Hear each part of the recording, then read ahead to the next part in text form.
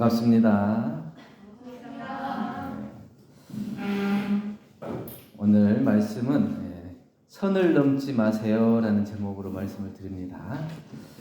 선의 종류는 곱게 뻗은 직선이 있고 또 이렇게 지그재그로 겹쳐지는 절선이 있고 휘어진 곡선도 있고 그다음에 수직 수평선 그리고 점선도 있고 실선도 있고 가는 선, 굵은 선 많이 있더라고요. 우리가 인지하지 못하는 가운데 우리가 다 이렇게 생활 속에서 활용하고 있는 선들이 많이 있어요. 근데 그 선들이 다 사용하는 목적을 잘 알아서 사용을 잘 하면 좋을 텐데 자기가 그 선의 목적을 잘 모르고 그 선을 잘 활용하지 못하는 경우가 많이 있더라. 마찬가지로 우리가 지금 인생을 살아가는 데 있어서 나는 지금 어디에 있는가? 나는 무엇을 하려고 하는가? 자기가 지금 현재 위치에 있는 것과 하고자 하는 것을 모르고 어떤 선의 경계선에 지금 자기가 있는지를 모르고 그냥 막 달려가고 있지는 않은가? 이런 생각을 하게 됩니다. 선을 이렇게 딱 그어보면 두 가지가 있는 것 같아요. 하나는 여기까지만 오세요. 넘지 마세요 하는 선이에요. 한 개의 선. 또 하나의 선은 뭘까요? 여기서부터 출발하세요. 이게 마지막 끝단은 한계가 되지만 그 한계가 결국에는 다시 출발할 수 있는 출발선도 된다. 그 선을 어떤 목적으로 우리가 보고 사용하느냐에 따라서 자기가 마지막 낭떠러지나 벼랑처럼 그 한계에 다다른 한계선이 될 수도 있고 이제 새롭게 출발하는 시작점이 될 수도 있다는 거예요. 그래서 한계를 두는 사람은 뭐냐면 더 이상 나에게는 희망이 없다. 절망이다. 난 더 이상 기댈 것이 없다. 이렇게 생각하고 있는 사람은 그 선이 한계선이에요. 그 선만 넘으면 바로 자기는 없어지는 거예요. 그런데 희망이 있는 사람은 어떤 위치에 있고 어떤 선을 보더라도 새롭게 시작해야지. 또 실수하고 또 새로운 그 선을 그어도 또 해봐야지. 이게 늘 새롭게 희망적인 선을 긋는 사람.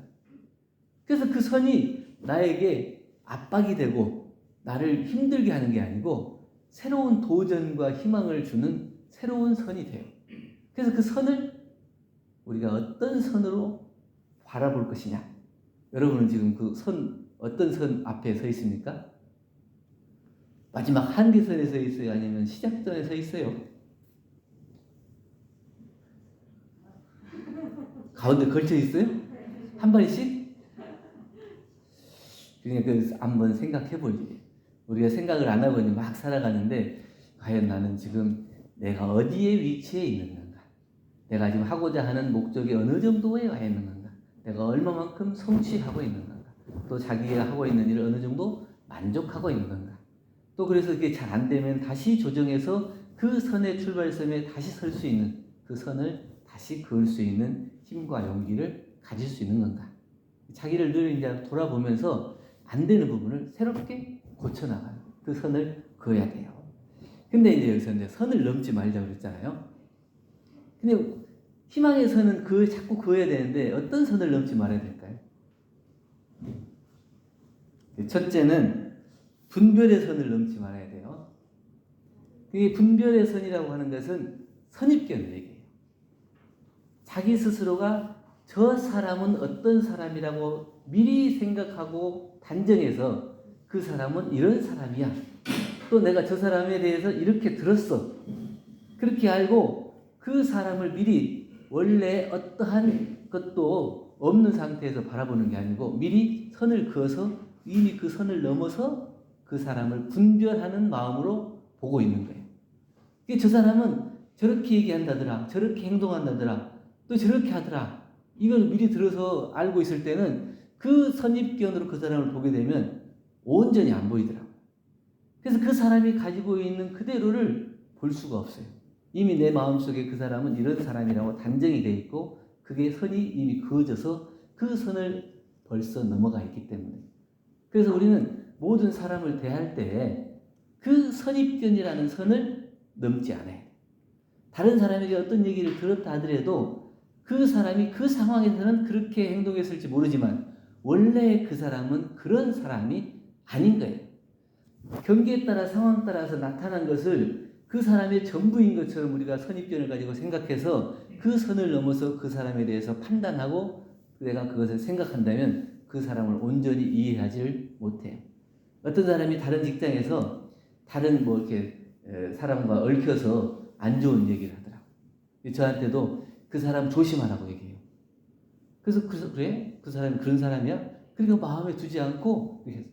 그런데 그 사람이 함께 살 때는 나타나는 모습은 나는 너무나 좋게, 멋있게, 그리고 긍정적으로 보이더라고요.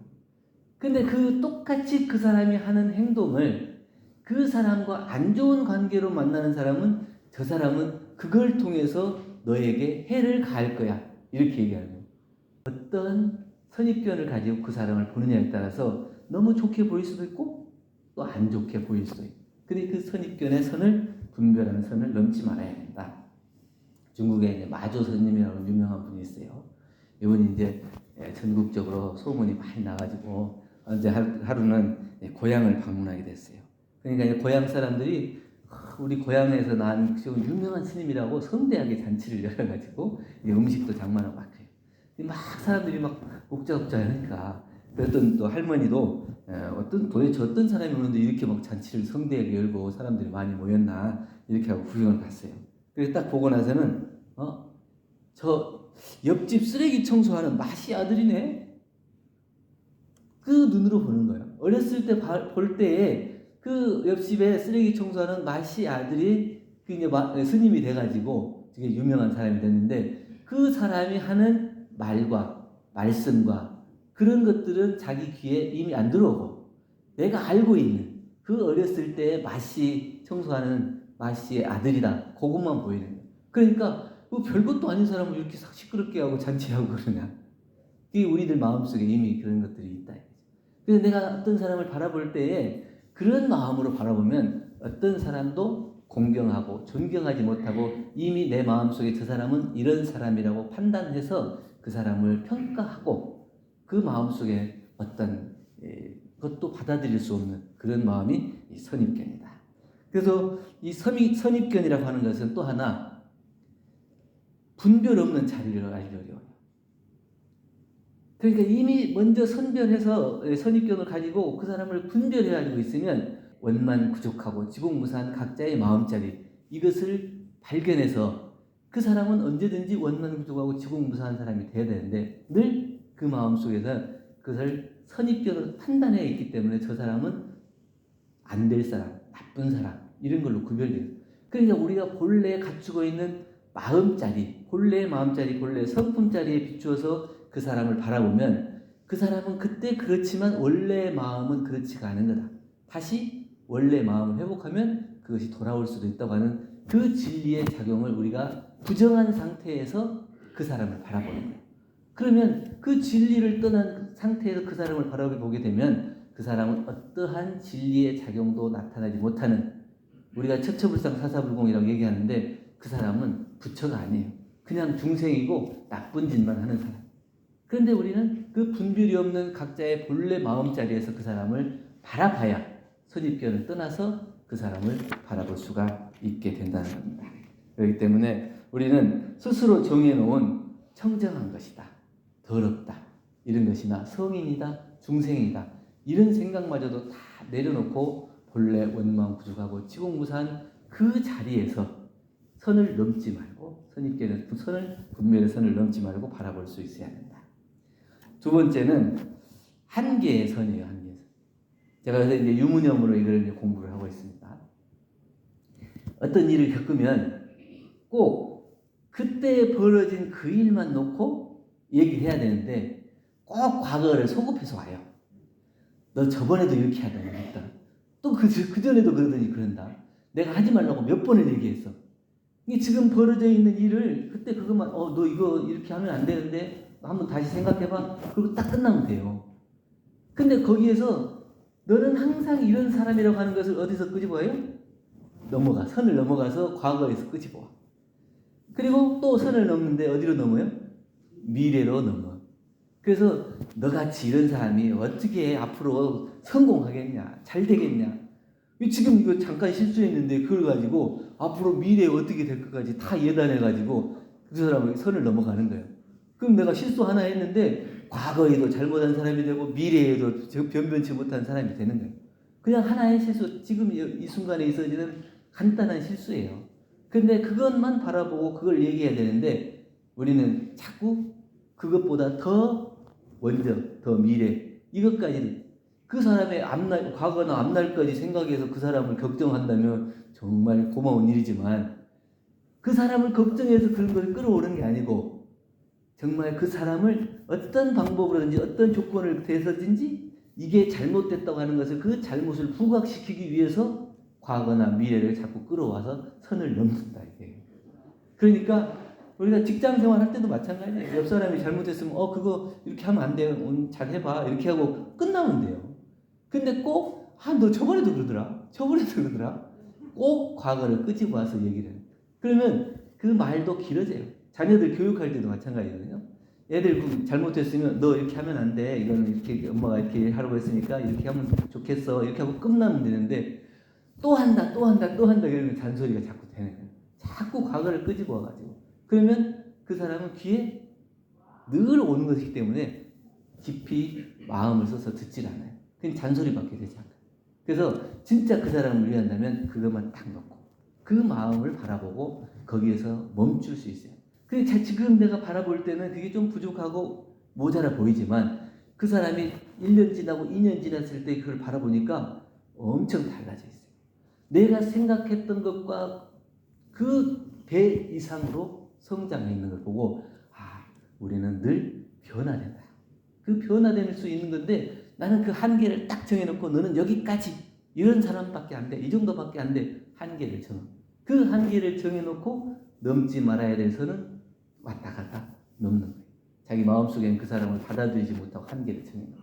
그래서 이 한계의 선을 넘지 말아야 된다. 드라마 보니까 그런 얘기가 나와요. 굳이 땅바닥에 떨어져 있는 화살을 다시 주워서 자기 가슴에 꽂지 마라. 이미 지나가 버린 일을 갖다가 다시 끄집어 와가지고 그걸 문제 삼지 말라는 얘기예요.